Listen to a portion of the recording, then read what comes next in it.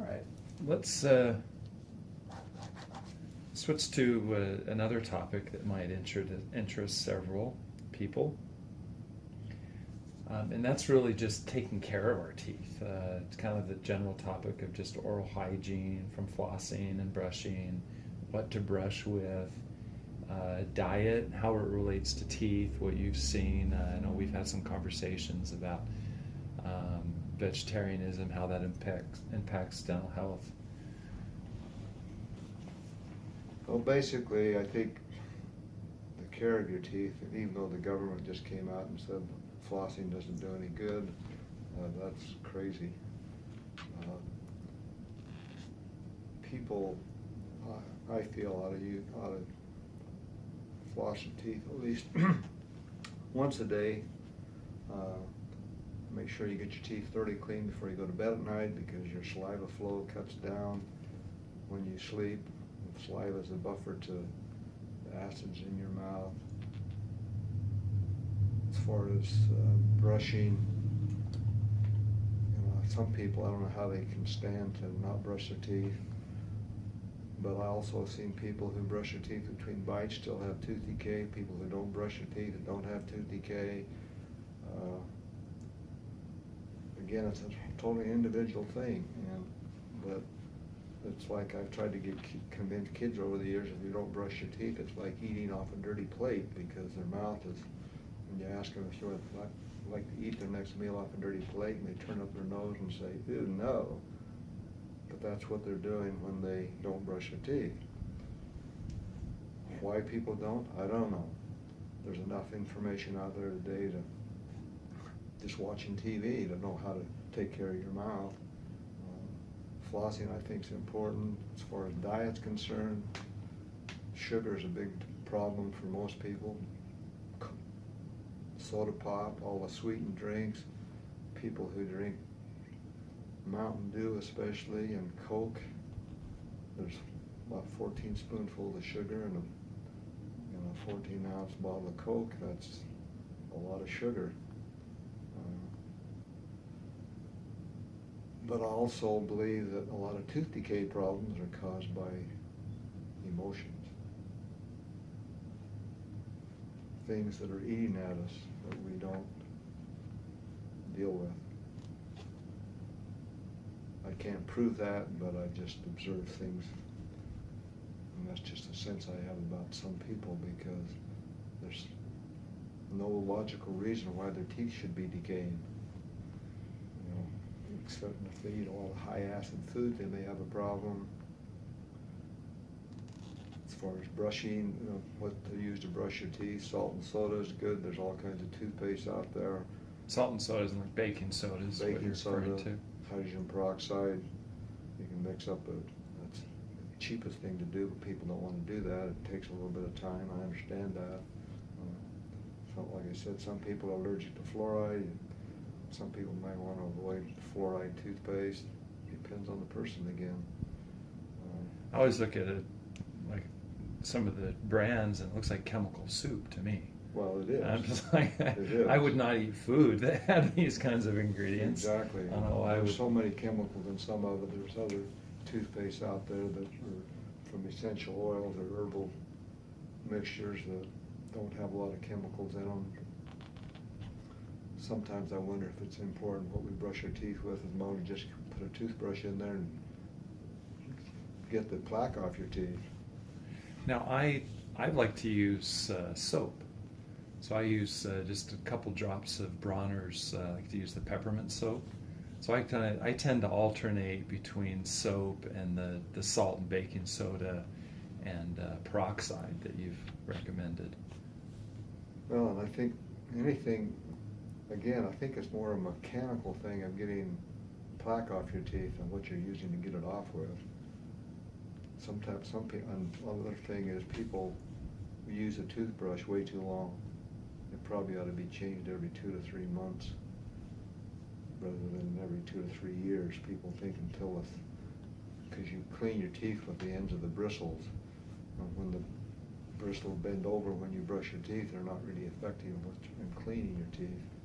It also helps to have 2 different toothbrushes that you use, one in the morning and a different different one at night, so they have a chance to dry out. That'll make them work better, and also soft brushes seem to be more user-friendly to your gum tissue than a hard brush. Some people think they need to use a hard brush.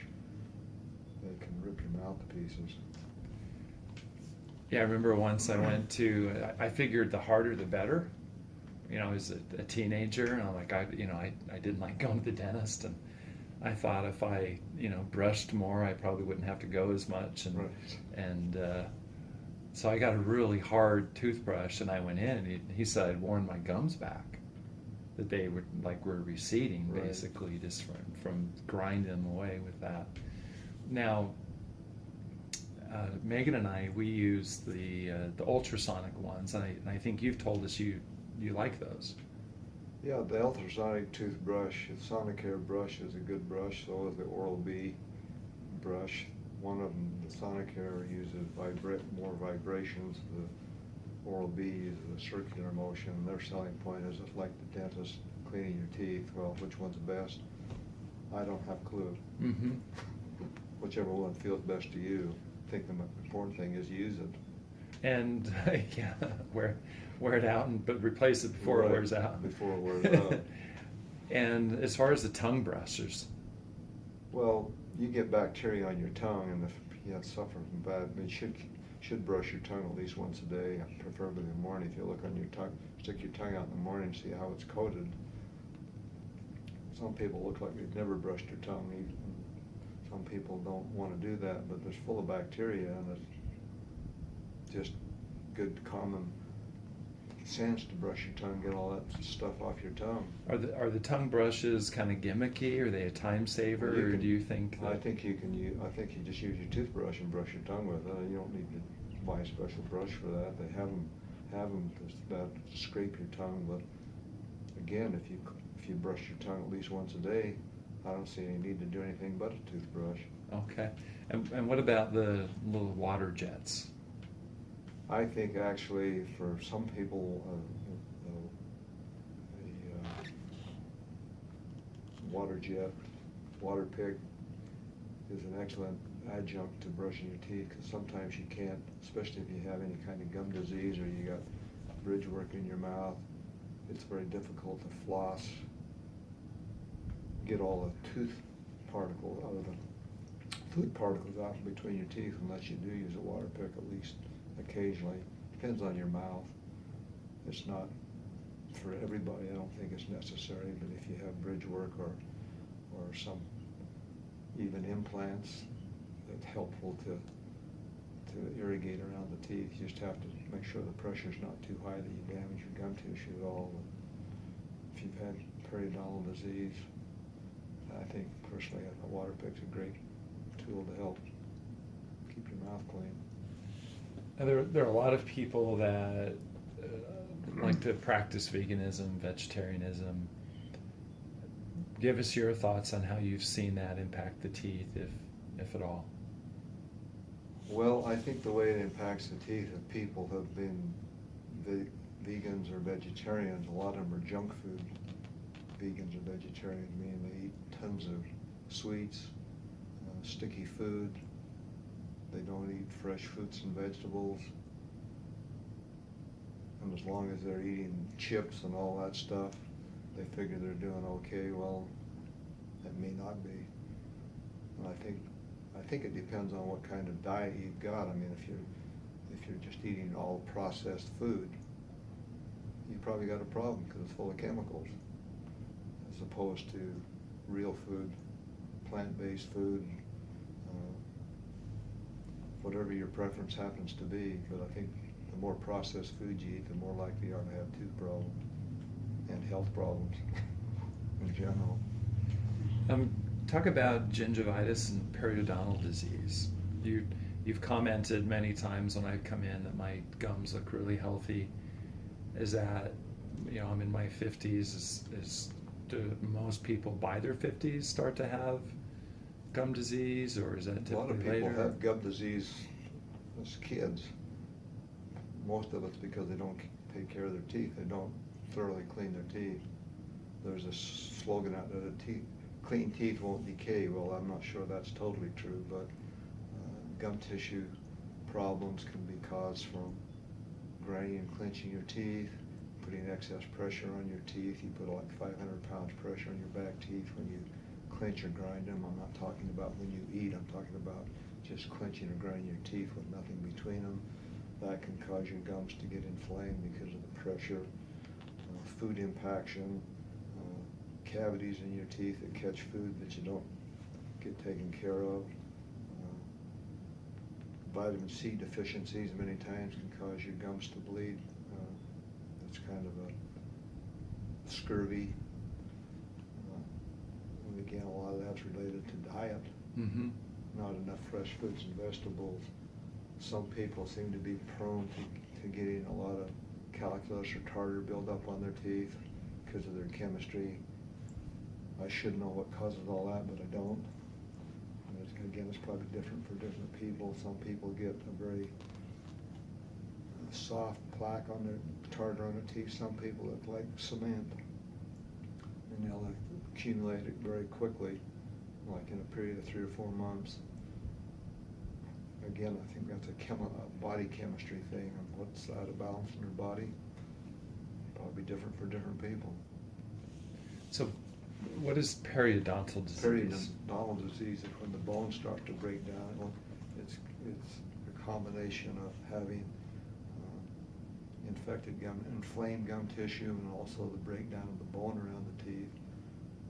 Loss of bone support. You get what are called pockets around the teeth, where you have deep craters in the bone. It can be on one side of a tooth, clear around the tooth. It can be on one tooth in your mouth. It can be on all the teeth in the mouth.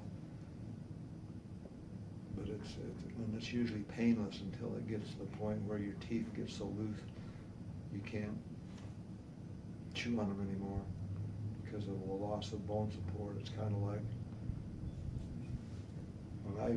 I personally believe a lot of that's caused from your bite being off, because as you start clenching and grinding your teeth, if you want, it's similar to trying to take a fence post out of the ground without digging it up and moving it back and forth in the ground until the ground hole gets big enough you actually take the post out. Your teeth can get the same way, and I think a lot of that has to do with the clenching and grinding of your teeth.